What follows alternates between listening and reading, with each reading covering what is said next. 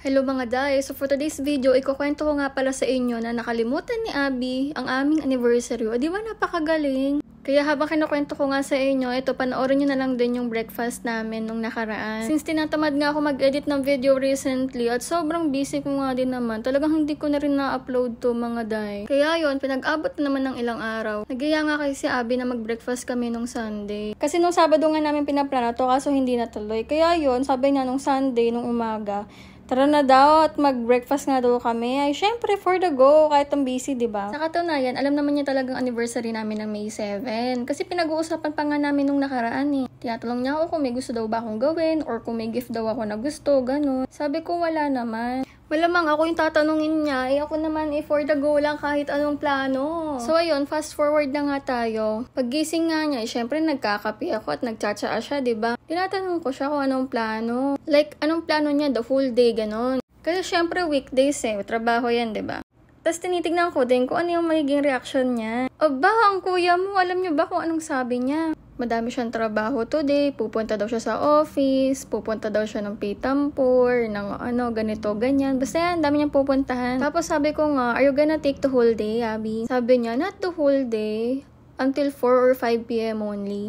Mga te, yung 4 p.m., 5 p.m. dito, 7:30 na ng gabi sa atin. Kaya sabi ko, edi wala din, parang tapos na yung araw pagkatapos niya mag-work. Tapos sabi ko, after office work, ano gagawin mo? Sabi niya, he's gonna go home so we can watch Luffy and then sleep. So in short, nakalimutan nga niya mga day, na anniversary namin. Ay, Diyos ka. At alam ko, marami na naman magtatanong sa inyo dyan na bakit hindi ako affected.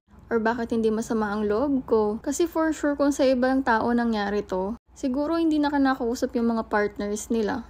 Or grabe na yung pagtatampo, iiyak, ganyan. Alam na alam ko naman yan mga day. Kasi ganyan din ako dati. Sa mga past relationships ko, alam nyo ba, sobrang big deal sa akin ng mga anniversary, monthsary, dati pa nga daysary, tsaka weeksary, tineselebrate, dus ko. Yung tipong mga pang high school level, ganun. Basta sobrang big deal talaga sa akin yung mga dates na yan. Alam mo yun, parang lahat dapat sineselebrate, dapat laging hindi nakakalimutan. Ultimo nga yung pagbibigay ng gifts, basta lahat-lahat. Sobra kasing masentimental ako na tao. Ultimo nga yung mga pakete ng chips na binigay sa akin ng partner ko. Alam mo yun, tinatago-tago ko pa yung mga ganun. Kaya yun, ang sabi ko sa kanya, if yung old Anggi pa yung nakakausap niya ngayon, naku, for sure, binabaan na siya ng telepono.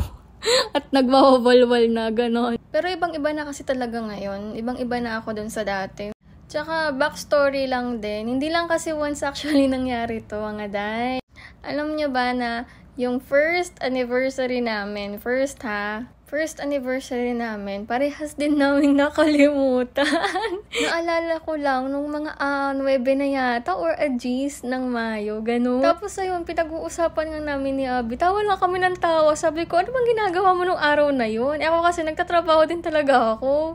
So ayun, in short, hindi kasi kayo magkausap nung araw na yun. Parehas kaming busy. So ayun, wala. Nagtatawanan lang talaga kami nung nalaman namin na ganun nga. Parehas naming nakalimutan. Pero ako, at least, naalala ko pa rin. Tapos niremind ko siya na, uy, nag-anniversary pala tayo. Siya talaga si Roy Clueless. Alam naman niya na May 7 yung anniversary namin kasi nasa bracelet din namin yun eh. Pero alam mo yun, nakalimutan niya the same day talaga. Pero balik nga tayo dun sa word na bakit hindi nga kasi nagiging affected si Angge or nasasaktan man lang, ganun. Siguro kasi kontento na ako. Tsaka iba kasi talaga yung ngayon eh. Parang alam mo yun, punong-puno ka kasi ng pagmamahal sa puso mo. Walang kulang dun sa binibigay ng partner mo as in. Parang wala ka nang hihilingin pa, ganun. Ganun kasi nararamdaman ko. Like, parang araw-araw for us, it's a celebration. Yung magkasama kami, yung mga ginagawa namin, yung daily lives namin together, ganyan. Ayun, ibang-iba pala kasi sa feeling yung may peace of mind ka, may contentment ka. Basta lahat ng bagay na ginagawa mo, wala, masaya lang, ganun. Ewan ko, basta ang hirap i-explain. Pero kapag may contentment ka pala sa buhay, wala ka na talagang hihilingin pa. Tsaka malaking bagay kasi yung nabibigay ng partner mo yung lahat-lahat ng efforts and attention. Si Abby kung magbigay ng love, grabe, sobrang overflowing. Ako na nga lang yung nalulunod ganun. So yun, yung siguro yung reason.